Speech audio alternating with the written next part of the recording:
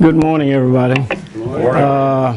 I'm glad I was able to come back to try to finish up some of the things we didn't do last time. Today, I'm not going to show you how to completely make a lot of things.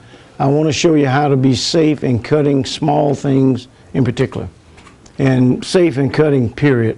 That story about the man cutting his hand off really got to me, because I personally know 3 woodworkers that were experienced woodworkers that almost did the same thing with tools, and their explanation didn't fly when I heard what happened. But in most cases, they were doing something that was unsafe.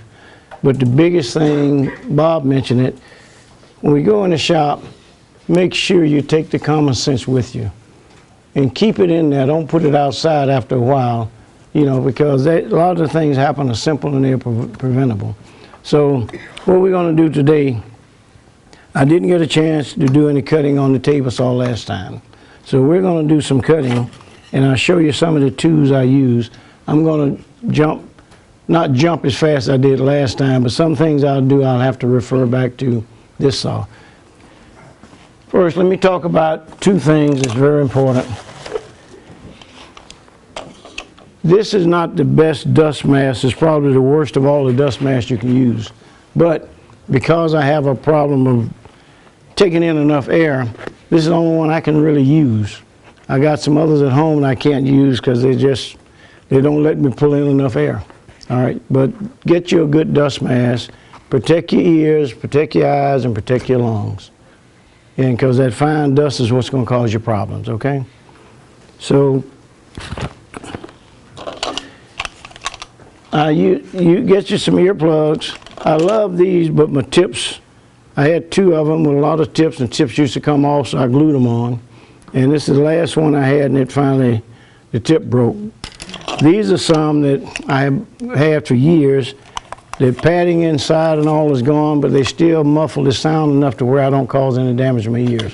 Because I'm not in a factory where I'm running the real high-pitched machines all day long. For the amount of cutting I'm doing, this still serves my purpose, okay? But wear some kind of a protection.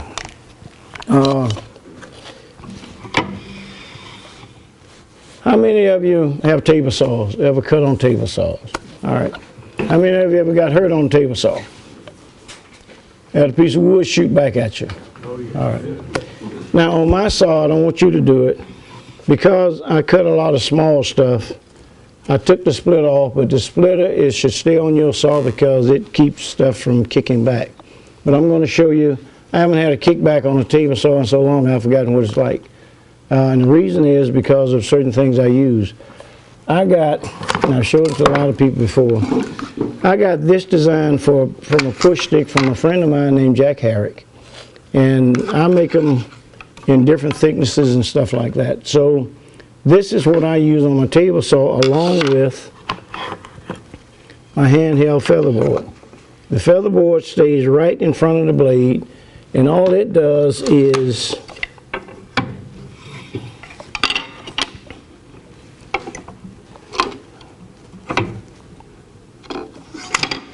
all the featherboard does is keep the wood tight up against the fence, and it's right in front of the blade. What I do with the stick, now if you notice, there's a small groove in this one. Let me find one that has a, okay. You notice the groove in here? I normally set my blade about 1/8 of an inch, or at least to the bottom of the gullet of whatever I'm cutting. It's no higher than that, and I don't need any higher than that. So what I've done now, instead of having a radius this big sticking up from cutting small stuff, when I let the blade down, I've actually reduced the amount of saw blade. Everybody understand what I'm saying? It's sticking up, it's going to grab the wood and kick it back. The other thing that happens with this, it's angled. If you notice the way it's angled, as I push wood through, move this out of the way, I'm so comfortable using this. I'll leave it there for demonstration purposes. I'm so comfortable using this that all I need to do is, and usually when I get to the end, I can kind of kick things through the saw blade. Everybody understand that? Now this, I got some magnetic feather boards and stuff. They look pretty on the front of my saw. I bought them, but For most of the small stuff I'm cutting, I can't use them. All right. But this is made in such a way that this tip here, I have to remember, so the camera can see. But this is angled in such a way as, let me do it on this one. As I'm pushing the wood through, what happens with the last little bit, if I'm ripping a piece that's wider, I can kick that piece out, I can kick that piece away from the saw blade. But the piece sitting here is not going to shoot back at me. Only the piece that's between the saw blade and the fence is what's going to come back at you. The other piece will just sit here and ride. If it touches the saw blade, in most cases, it might just work its way back slowly, but it's not the one that's going to cause you problems, okay? As I get along, if you have any questions, let me know. What I'm going to try to show you today, how many of you will run this through your table saw? All right. I want the rest of you to be able to do it safely. And I do it with the same stick. Same things I got here is what I use. And I can take this through any saw in the shop. I mean my table saw. All right. So we're going to do some, what I'm primarily, as I say, trying to do is show you how to safely cut small pieces on the end of the saws. We're going to route, we're going to cut, this is a box I've showed you before. This has one size bottom in it. We're going to recut a bottom. I'm going to recut this to fit in here. And we're going to do it on a table saw. And I'll show you how you do that. I'm not going to use a ruler to measure it. I'm going to use the wood to fit what I need to do. As I say, I do some measuring, but I don't necessarily use the ruler to make all these little marks, and I'm not an engineer. And sometimes, I don't want to offend any engineers, but sometimes there are some simple solutions to doing some things, but you make it complicated because everything has to be within a certain tolerance or using this angle or whatever. When I made this box, I don't know if this is 90 degrees back here. I don't care. If it looks like it's 90 degrees on this angle, I'm going to make a bottom fitted, I'm going to make a top fitted. You understand where I'm coming from? I'm not, I do fun woodworking, safe fun woodworking. So, you know, you never walk up to a box and put a square on the corner to see if it's square. If it looks square, it's square. Okay, if it looks, however it looks, that's where it looks. And you can do a lot of odd shapes to make it look like you're a better woodworker than you have to be. So, with that, and I'm going to actually cut this to shape to fit this on that saw. Then I'm going to cut the groove in here to fit this bottom. And I'm going to do that on the table saw. Okay.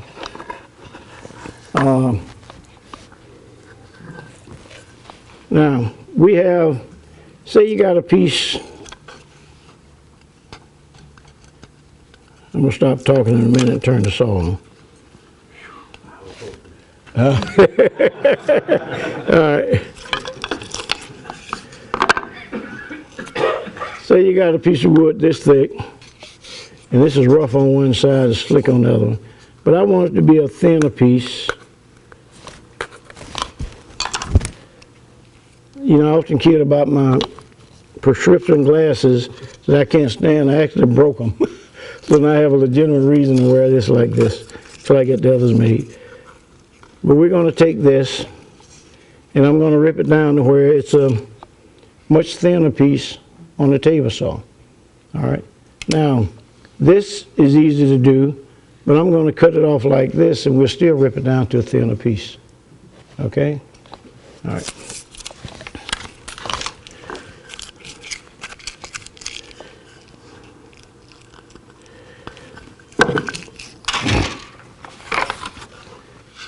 Now, you don't want to ever put anything on your saw and have it piled up like this.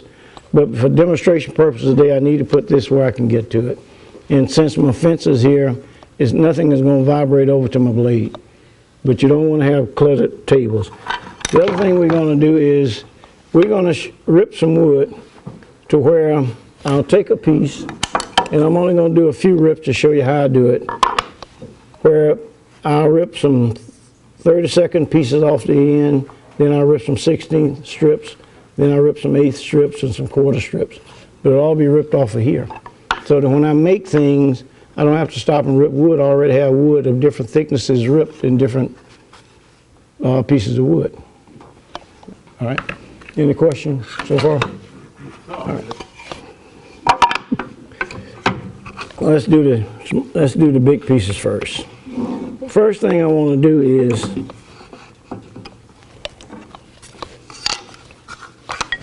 I want to square this piece up so that I'll have a zero clearance between. I know exactly where I'm going to zero the piece. That's what I'm doing.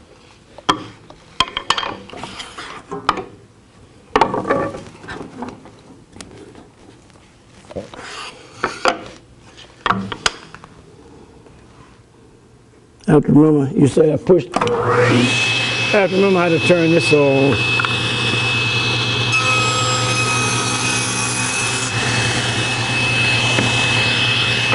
You never reach over a blade, but what I'm doing, you see where my hand is? I can do this to kick the piece out. But you never want to reach over the saw blade to try to get a piece, because if that blade grabs it, it's going to pull your hand in before you know what's happening. All right. We're assuming that this is, I just want to make sure both sides are square.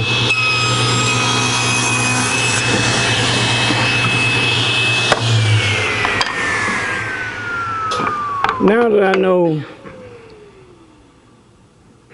I have zeroed this now.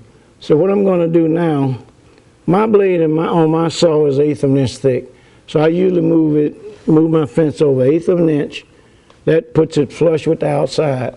The next thing I do is whatever I want to come off, if it's a 32nd, I move it over another 32nd. So I'm always counting to myself 1/8, 32nd, 1/8 plus a 16th, 1/8 plus a 1/4. Go ahead, Ralph. Now if I'm ripping, say, a piece this wide, naturally I'm pushing it with my hand because I'm still far enough away. But anything, when it gets down to me 9, 10 inches wide or whatever, I got these I'm using. But you have to be careful if I'm trying to push a 12-inch wide piece with this. If your table has any kind of a drag, sometimes it will not slide and it will kick. You understand what I'm saying? So if a piece is wide enough, you can't just do this with it. You have to be able to push it where keep it up against the table. That's where you use your automatic feather board and stuff. And that's where the splitter comes in. All right. Now that this is zeroed, let me see if we can read this correctly. How thick is this blade, Bob? Do you know? I believe it's 3/32. I don't even know how to measure in 3/32, but anyway. All right. That should be flush with the outside of the blade. What I want to do now is move it over. I'm looking at it, it might be just, the teeth on it might be a little tad thicker than 3/32. So now I'm going to move it over a 32nd, because that's what I want to fall off the outside.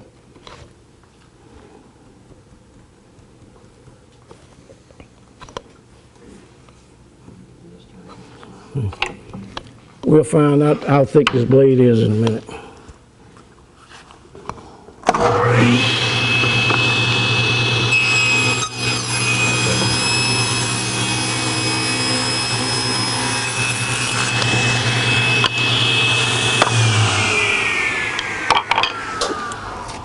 I did a little pause there because where the splitter comes up, there's a big hole. I'm used to my saw being zero clearanced all the way. I didn't want this to get caught there and break. But you understand what we're doing now, the process? That everything you're going to cut, you want to fall off that side. So if I want to cut some more, I'd move it over 3/16 again. But I can sit here and almost look at the blade and tell when I'm flush with the outside. And I move it over to whatever thickness I want to come off, so that when I get through, usually if I'm going to rip stuff like this, I rip thin pieces first. Then I rip the next thickest part of pieces I'm going to rip. Then you come up to larger size. Everybody, am I making myself clear on that?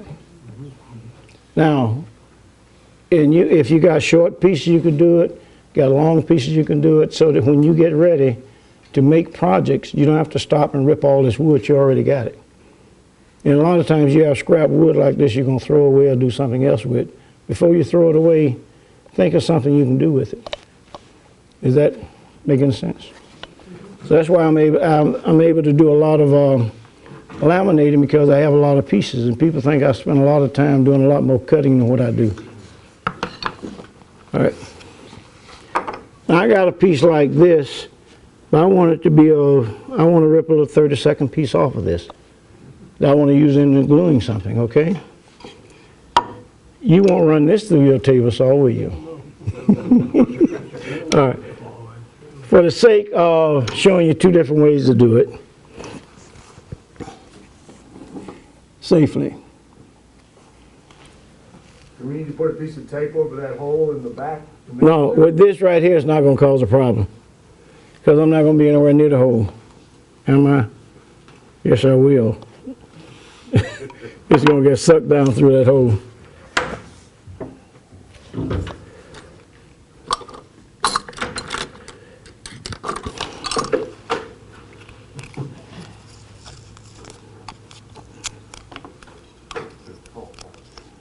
He's faster than you are.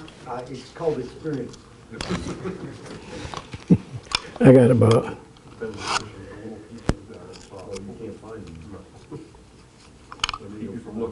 What kind of tape are you using? This is a two-sided masking tape. Right now, Peachtree Woodworking is the only one I know to carry this particular tape.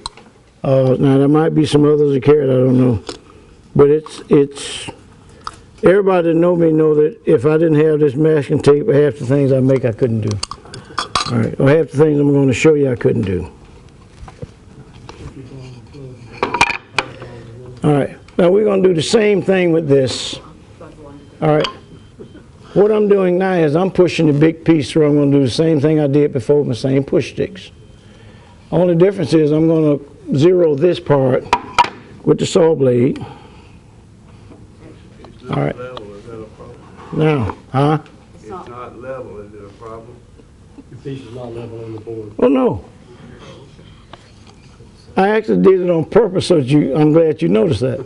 You don't have to try to put it on the very bottom or wherever. The tape is holding it on. Okay. The tape is going to hold it up in the air. It doesn't matter. All right? And the only thing will happen is that little piece, it should be here, Hans, because the saw blade is turning this way, so the little piece won't go back that way. It's going to be cut before it gets back there. And the force from the blade is going to push that little piece this way. All right, now that's zero clearance. I want to do it again. All right. Now I want to move it over. So at 3/32 bob or something close to that.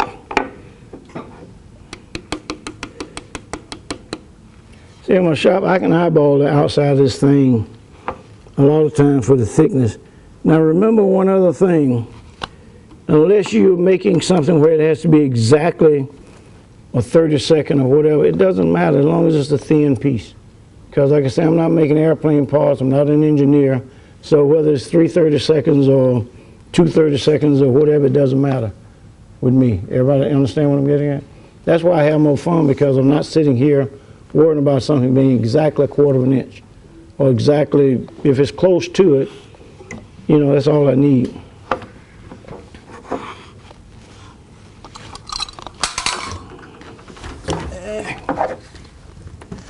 I'll get it in a minute. Any questions so far on what are we doing? All right.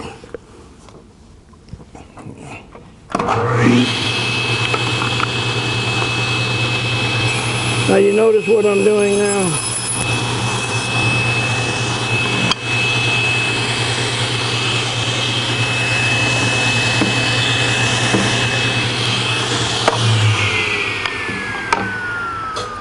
What we got now is, that's thicker than 3/32, but we got a little piece left, so we're going to cut a little 30-second piece off of this. I'm sorry, it's thicker than 30-second. So I know that's zeroed.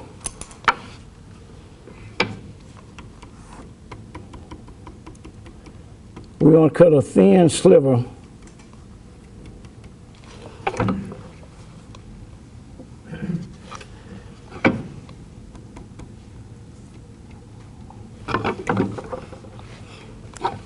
If it works right.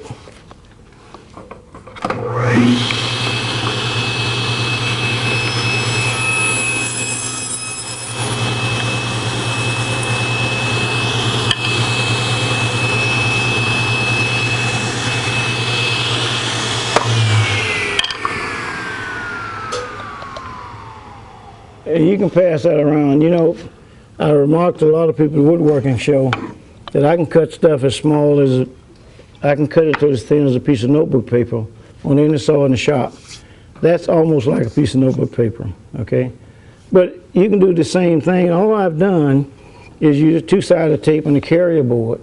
It keeps me safe. That allows me to cut the small stuff. Now when I get through, if this is the piece I want to keep, the problem that people have, and usually when I'm doing this, I wouldn't use a big piece of tape. I would use two thin strips that probably look more like this. It makes it easier when I get ready to take the piece off.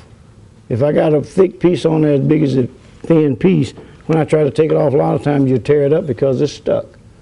But what I do is, this is a putty knife, as I showed you before, it's sharp. That's why I keep tape on. I just go to my belt stand and sharpen it. But whenever I go in, I don't go in like this. I always go in, is this showing up all right? Okay, I can see it. I always go in at an angle, and as I push slowly, I kind of wiggle. This allows me to get between two pieces of wood that I'm actually going to use, and I don't really mess up the surface on either piece to where it's still smooth. Yep. Is that clear? So now what I got is this. So whatever I want to do, whenever I want to cut anything thin in my shop, I don't care about the size. It could be an inch by an inch. It could be a quarter of an inch by a quarter of an inch. I can do the same thing and cut it on any saw in the shop. And the same thing I do here, I do on that saw, using the same process. Is that clear? Okay. Any questions on that part? All right. Let's take this. Where's my piece? This is the board. We're going to cut grooves on this saw in here to fit this. Okay? But I first need to cut this to this shape first. So let me tighten it up a little bit. I haven't had it so long on this tape. It's kind of gotten loose.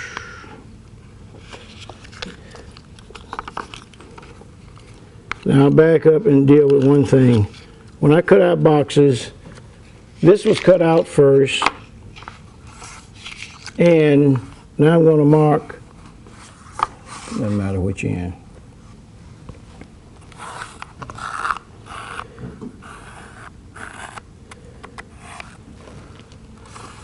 Can you see the inside of that? All I've done is marked around the inside with the pencil. Okay, that's flush with the inside of my box, with the inside walls. Now I want this, I'm going to cut a quarter of an inch groove up in the side walls. All right, but I want my bottom to extend 3/16 past the mark I got, which is, this is a mark flush with the inside of the wall, but I want it to be 3/16 over. That gives me a 16th clearance to play with in there. I use plywood for all of my bottoms for two reasons. The plywood is stable, it's not going to expand and contract noticeably in any direction.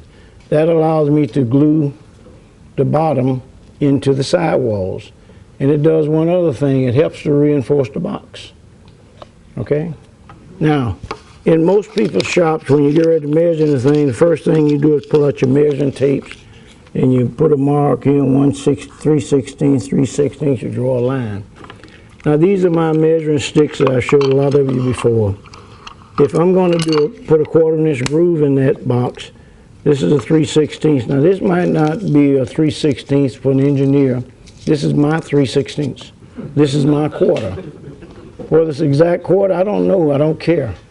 But I call this a quarter of an inch, I call this 3/16. All right. Now, with this, is this showing up on the camera? Okay. I'm going to put this, wait a minute, you'll see the other side when I do the other mark. I'm putting this flush with the inside mark, and it's easy, it doesn't take as long in my shop. You'll see the finished thing when I get through.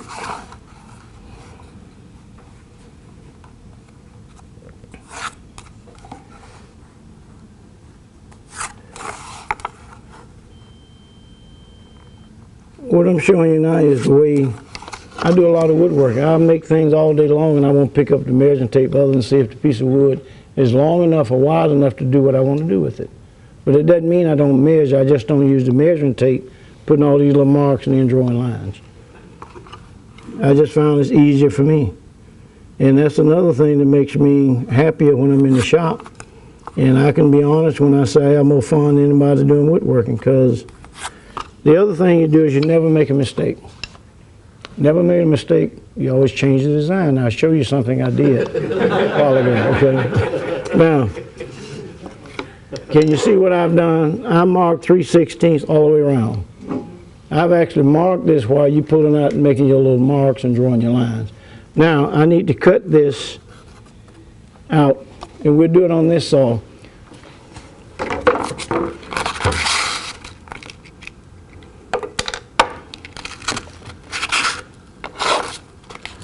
What I needed to do, I have an auxiliary table here and I made a cut so it's zero clearance. I use this at the woodworking show, so I worn out a spot on it. But for what I'm going to do mostly on this side of the table is where the bulk of this, once I cut this off here, the bulk of this is sitting on this side of the table. So I need to make sure it's sitting on something level and not on the sandpaper here and the other part is hanging down. I have to have a piece over here so that whatever, before I cut it off, the excess is over here needs to not hang out in the air too, because the sandpaper is raising it just a little bit. So you need to make sure it's still sitting on a flat surface. Okay.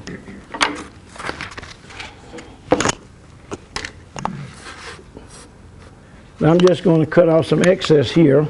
Get me a little board. That's pretty fine. And the only thing I've done by sticking this down with two sides of tape and making a cut is I got a zero clearance where I know exactly where the saw is going to cut. And the sandpaper on the table is going to hold this piece of wood. It's a vise I'm creating. All I'm doing with this stick, I don't have to have sandpaper on here, but I done other things with it. By pressing down, I'm creating a pressure where I got a vise. So it allows me to just cut this. Let me cut off excess first and I'll tell you.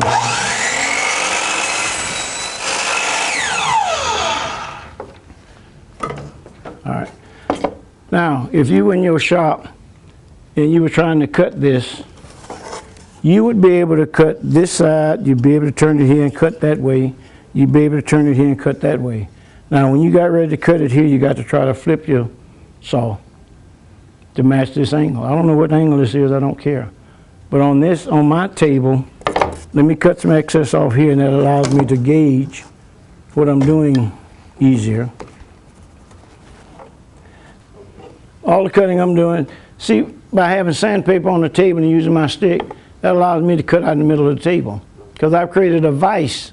That's all I've done, is created a vise to hold the wood that allows me to cut.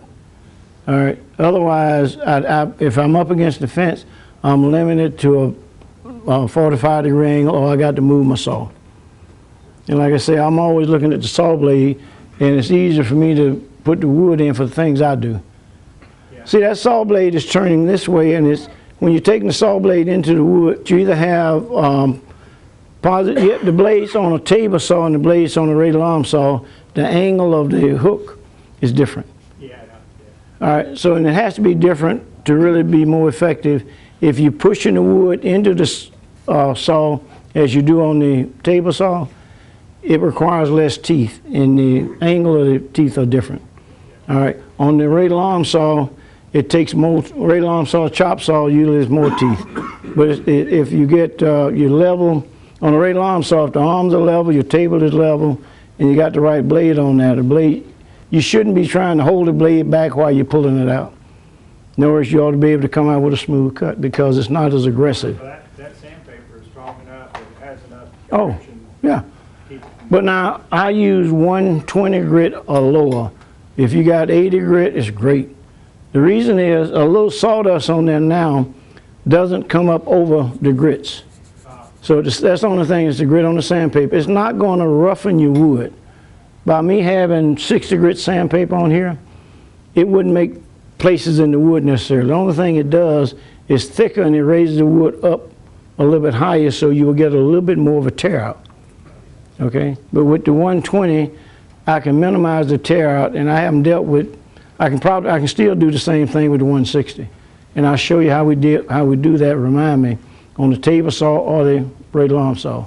And the way you do it, what causes the tear out, for those of you that don't know, if I'm cutting this piece of wood on the miter saw, the blade is coming down. As the blade exits, that last little bit of wood is not getting sheared off, it's getting broken because there's nothing to support it. You understand what I'm saying? Whereas the blade is coming here, you got the wood up under here supporting that blade as it comes down through the wood. So if you want to eliminate your tear out, whatever you want the final cut to be, cut it to within maybe a 32nd or 16. Then come back and skim it. Even if you have to skim it twice, you'll almost eliminate your tear out. Okay? I do that all the time. And the other thing is, slow down and don't feed the saw too fast. On this one, you don't go zoom. You slow down and let the blade do what it's supposed to do. Cut, it will shear off better. The other thing that happens is the edges of your saw blade, the teeth on the edges is what does the shearing. The middle part does nothing but clean out. Everybody understand that? I mean, am I making myself clear? So if you got dull saw blades, you cut a lot of pine or wood that's going to put a lot of residue and tar on your blades, you need to clean them. If you got clean saw blades, you'll get a cleaner cut. Otherwise, the blade is, you think it's cutting, but it's doing more burning through the wood than it's doing cutting as far as shearing it off. A lot of places don't carry this like they used to because everybody now using random orbital sanders. And the reason is not as many people doing small things that they're using sanders on. I use this for a lot of different things, but I also use it for sanding. I only buy, well, I got some other sandpaper, but the 120 is what I use most of the time. When you get a chance, there's nothing on that table, and I'll swear to it, the sanded past 120 grit. Everything is sanded past is 120 grit. The lead openers and all, with my palm sander. All right, I got a random orbital sander, but I can't use it on small things. So, and then a lot of times I can tear off a piece of this, stick it on my finger, and I can do some sanding, you know, and stuff. All right, let me move on. Now the other thing, if I'm moving a piece up under here, you don't want to grab this like this to pull it down. Always use this. But in most cases, use the hand you're going to grab the saw with if you got to do an adjusting. That way you cannot cut yourself while your hand is up under here. Is that making sense? And this sounds funny, but I practice these things all the time. Plus, even to this day, when I get ready to cut the saw, I always know where this thumb is before I turn the saw on this saw.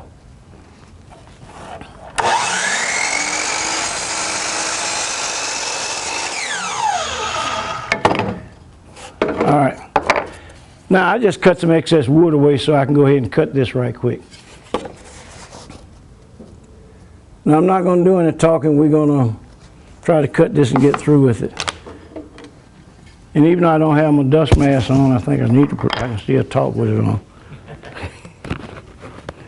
It'll minimize some of the dust.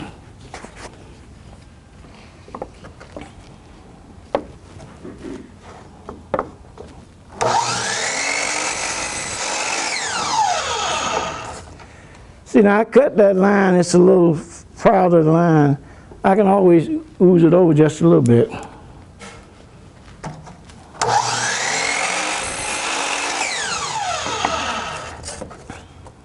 can set the saw down on the line and see how it lined up before you go to cutting. What I'm doing is, if you see this cut line, I'm looking at the inside. That's where the blade is cutting. I'm using that as my mark, you know, to see where I'm going. I understand what you're saying. You can do that too.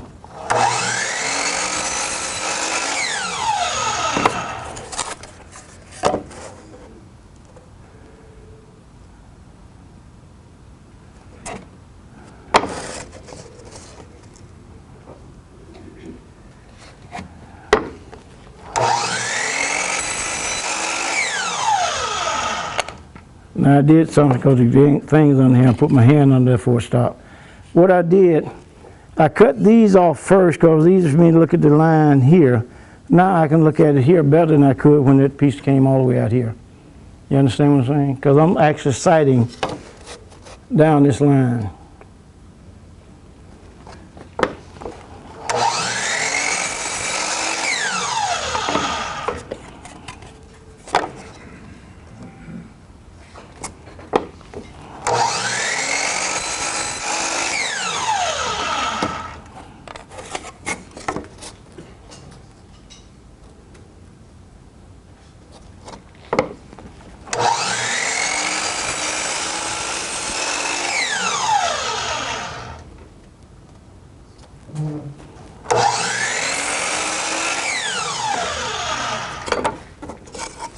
Okay. You see what I've done? Now, if I wasn't talking, this would have probably taken me 5 minutes to cut this thing on this saw when I'm in my shop. All right. We don't have the frame to start with, so you start with the slides first. I cut the box out first. Put masking tape on it. I put it together. Normally, when I put it together, if it's like this is wiggling because I need to put some new tape on it. But that tape I got doesn't work right, and I've been using this. I've been unwrapping it so many times that the tape stretched a little bit. All right.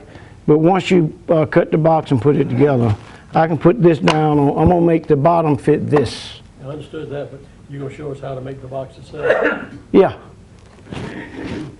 Well, I'm gonna tell you about it today, but I'm not showing you. I'm trying to show you how to cut small things today. Making the box. See, this is a box I drew up on paper, and I'll show you how I cut it. I can give you an idea how I cut it off on the paper. All right, I won't go through trying to cut it out because it takes more time. But these are the kind of things I do in a 2-day class where I can actually show you how to do more detail. But if I show you more details today, it'll take too much time, okay?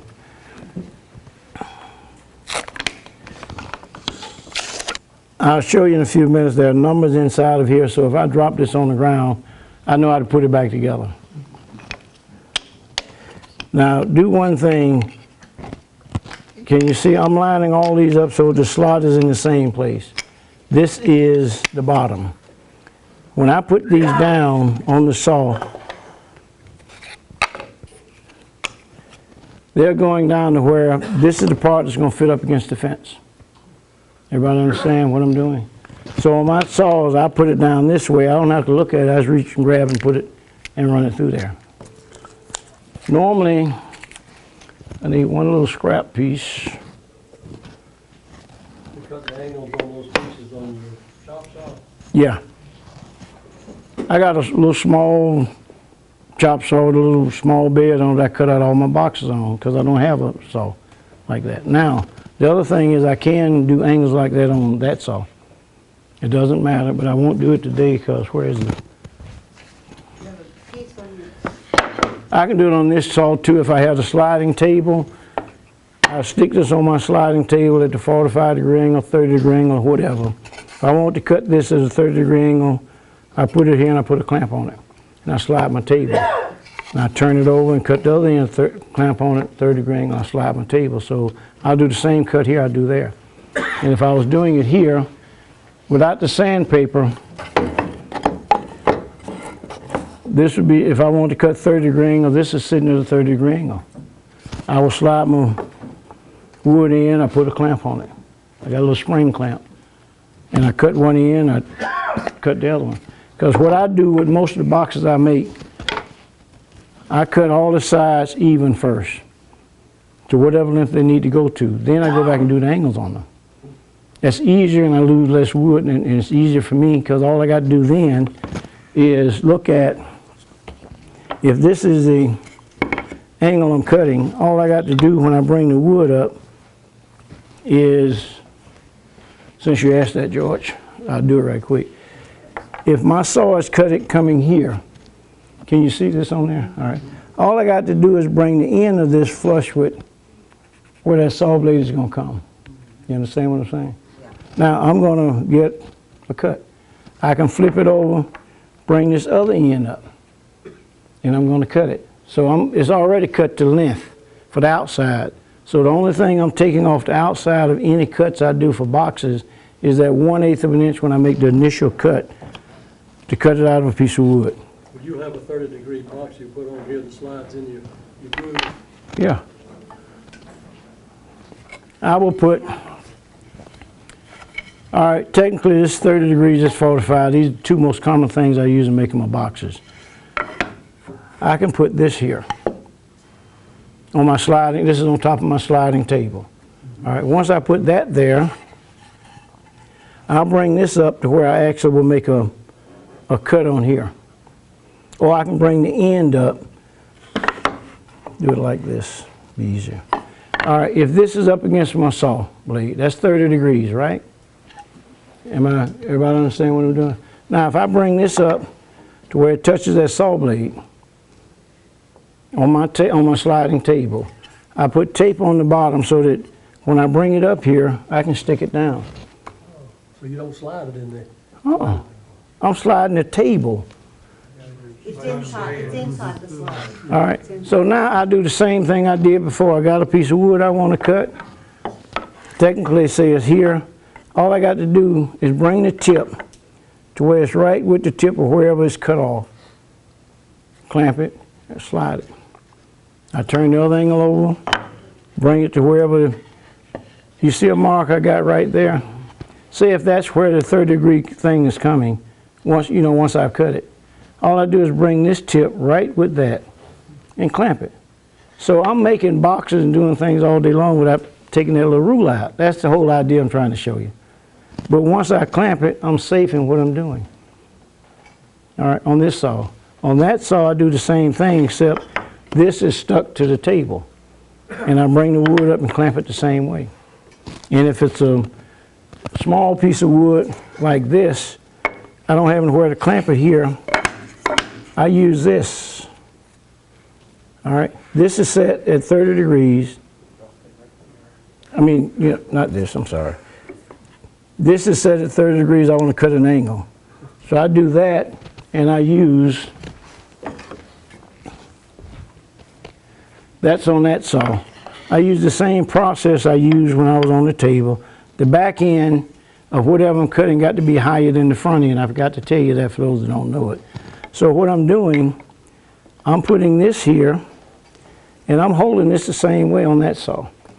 This is where my hand is, this is where the saw blade is going to cut. Am I making myself clear on that? So the same cuts I do on there, I can do on this saw, safely.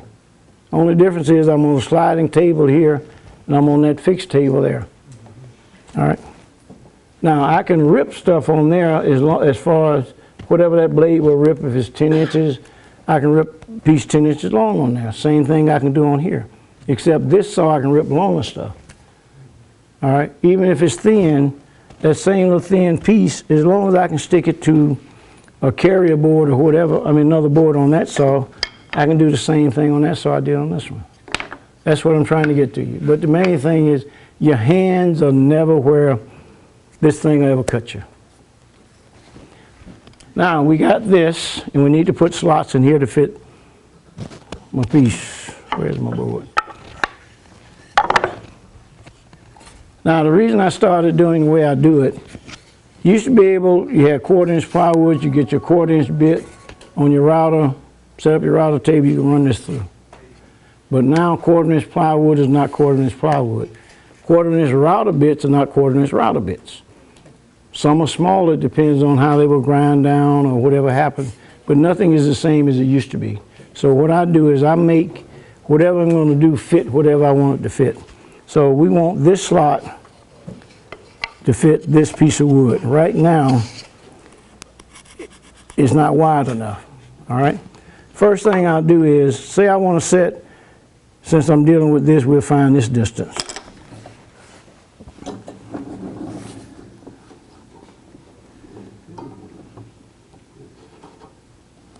All right. I want to set the distance so that all of them I'm going to make one cut where the distance from the bottom is where the bottom is going to be recessed up. If I want to recess it up further, the first cut will be made where it leaves more wood on the bottom. So now that I got that one Let me use a longer piece.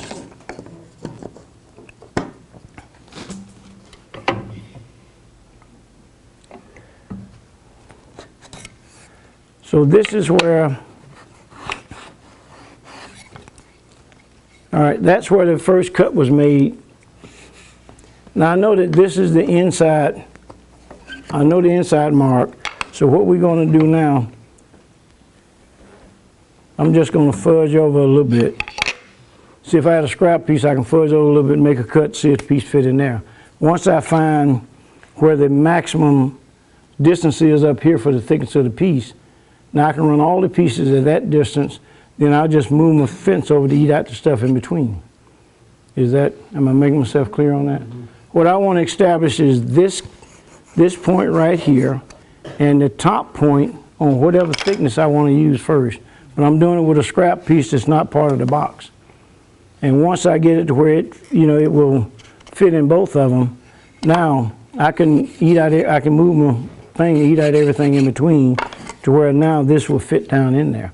Then I will run my other pieces. Is that okay?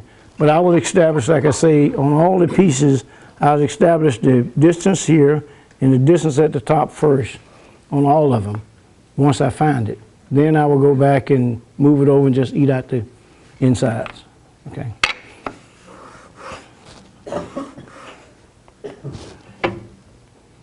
See, I already moved it, didn't I? I'm talking, so I want to make sure I'm doing what I'm supposed to do. You adjust the depth just by feel? I'm just cutting a little bit at a time. You can cut all day long, you can't add it back. So if I got to make 10 passes, no. He said it like that. Yeah, he said it by feel. I said about this, but let me show you one thing you can do. Say I'm going to cut a 1/4 inch groove, so I want this blade to be up a 1/4 inch, right? What do? I got my 1/4 inch stick. I'm going to put it right beside that blade. Let's let the blade up. All right. I'm going to put it right beside the blade. Can you see that? Yeah. Okay. Now, let me use a shorter piece. That's what it is. All right.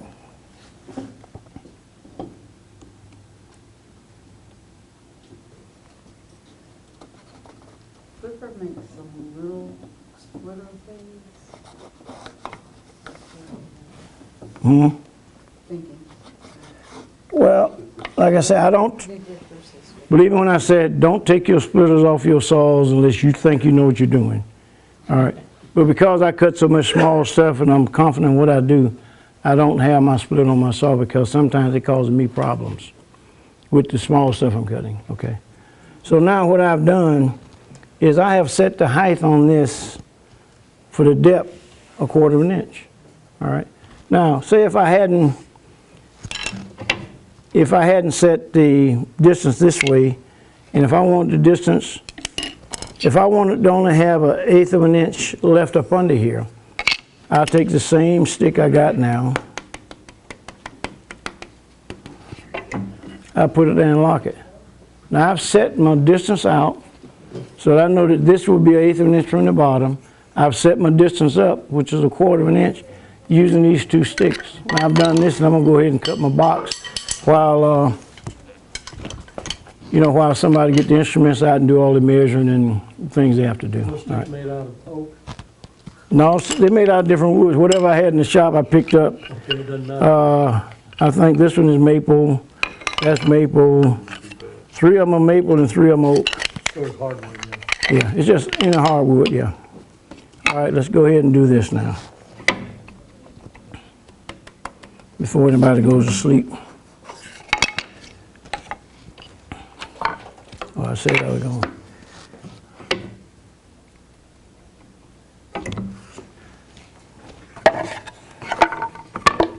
Like I say, you can take it off all day, but you can't add it back.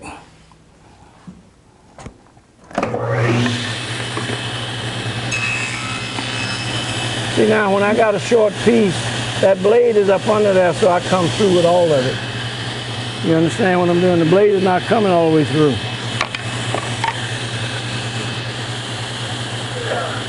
Oh. We did that on the first pass, but it's real kind of tighten part of it. I'm gonna see if I can bump it just a smidgen. And well, smidgen and tad, like I said, is two things you have to learn doing my kind of woodworking. What's a smidgen on the tape? You can't measure it on the tape. It's a fuzz. Yeah. See, I want that to fit down in there snug, but I don't want it to be forced down in there. And I'll tell you why sometimes that will happen.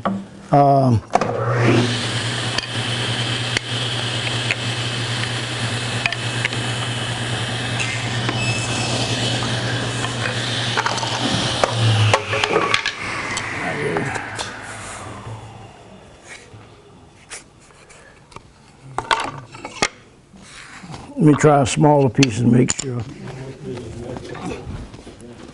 Now I showed you the disadvantage also of, see, this is what allows me to, if I'm coming through my saw with a short piece, I can do it with this when I'm putting grooves in there, because the blade is not coming all the way through the wood. You understand? And all I'm doing is keeping it snug. I'm keeping it up against there and down, I'm pushing it through. And so I can do that when I'm doing these kind of cuts. All right, and it's snug, but it's just a smidgen tight. Let's see. Yeah, where's that smidgen? Half a smidgen now.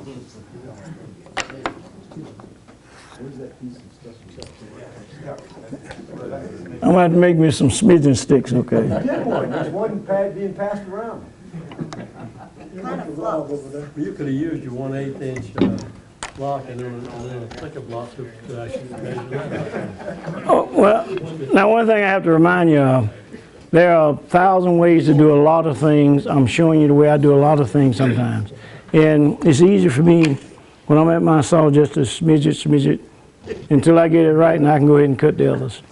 So that way I don't have to be keeping all these other things on the shelf and whatever. We understand.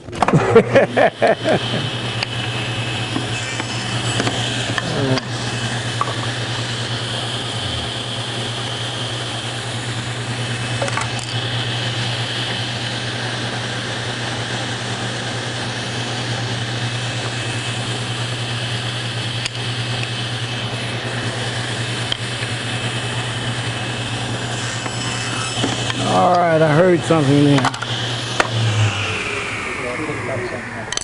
Huh? Okay. I can live with that, even though it slides real good. You can tell the cutting on it is wide. Well, you know, what you do is you get to where you listen to all your tubes, and you can tell the way they sound.